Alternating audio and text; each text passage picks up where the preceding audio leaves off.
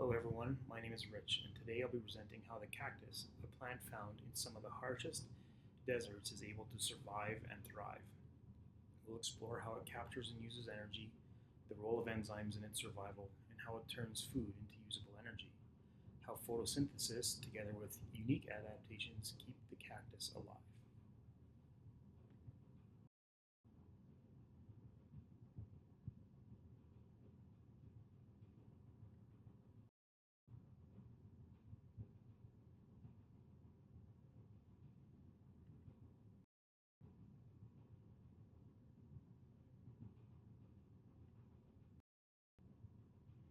Like all plants, the cactus gets its energy mainly from sunlight through photosynthesis. But because it lives in deserts, it has developed special ways to survive. It stores water inside its thick, fleshy stems, and it opens small pores, called stomata, only at night to take in carbon dioxide. This prevents water loss in the hot daytime sun, helping the cactus conserve its limited resources.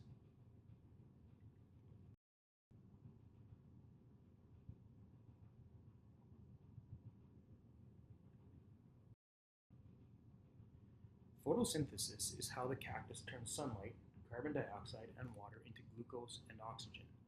But the cactus uses a special trick called cam photosynthesis. Instead of opening its stomata during the day, when it would lose water, it opens them at night.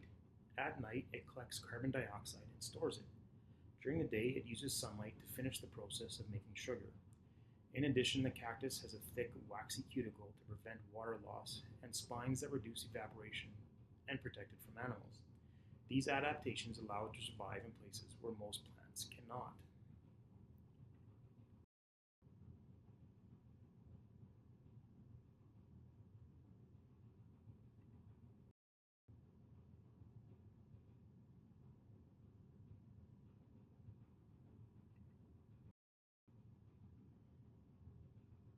Enzymes are proteins that act like helpers inside cells. They speed up chemical reactions so life can happen fast enough to support survival. In the cactus, enzymes like rubisco help capture carbon dioxide during photosynthesis, while ATP synthase helps produce ATP, the energy currency of the cell. If these enzymes stopped working, the cactus would not be able to make food or energy and it would not survive. Once the cactus makes glucose, it must turn that food into usable energy. This happens through a process called cellular respiration, which takes place in its mitochondria. Respiration happens in three main stages. First, glycolysis breaks down glucose into smaller molecules, releasing a small amount of ATP. Next, the citric acid cycle extracts more energy and loads up carriers of electrons.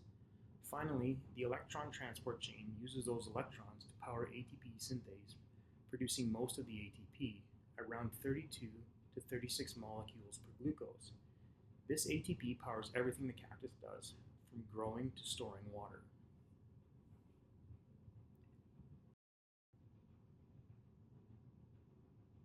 Rubisco enzyme captures carbon dioxide essential for photosynthesis in cactus plants. ATP synthase enzyme produces ATP, providing energy for the cactus's cellular functions. Without enzymes, chemical reactions halt, preventing food and energy production, threatening cactus's survival.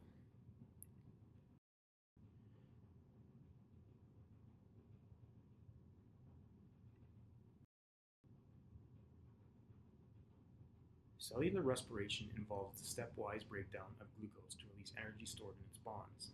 The energy released from glucose is converted into ATP, the main energy currency in cells.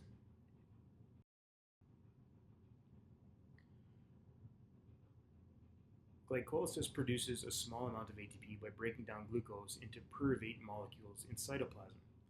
The citric acid cycle generates more energy carriers like NADH and FADH2 that fuel the next stage of respiration.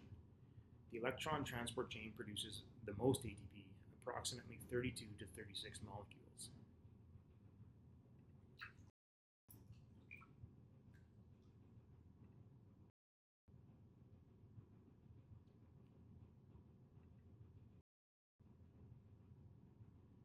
Photosynthesis converts sunlight and carbon dioxide into glucose and oxygen, enabling plant survival. Cacti adapt to harsh environments by optimizing photosynthesis and reducing water loss. CAM photosynthesis. CAM plants open stomata at night to reduce water loss in arid environments. Opening stomata at night helps CAM plants save water by minimizing evaporation. Thick waxy cuticle on the cactus surface minimizes water loss by reducing evaporation in arid environments. Spines protect the cactus from herbivores and reduce airflow, decreasing water evaporation rates. CAM photosynthesis allows stomata to open at night, conserving water while enabling photosynthesis.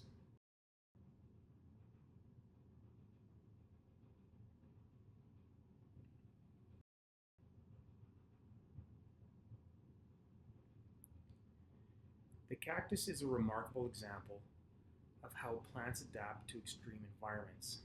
It captures energy from sunlight, uses enzymes to keep essential chemical reactions running, converts food into ATP through respiration, and performs photosynthesis in a unique way to save water. These strategies make the cactus one of the toughest survivors in the plant kingdom.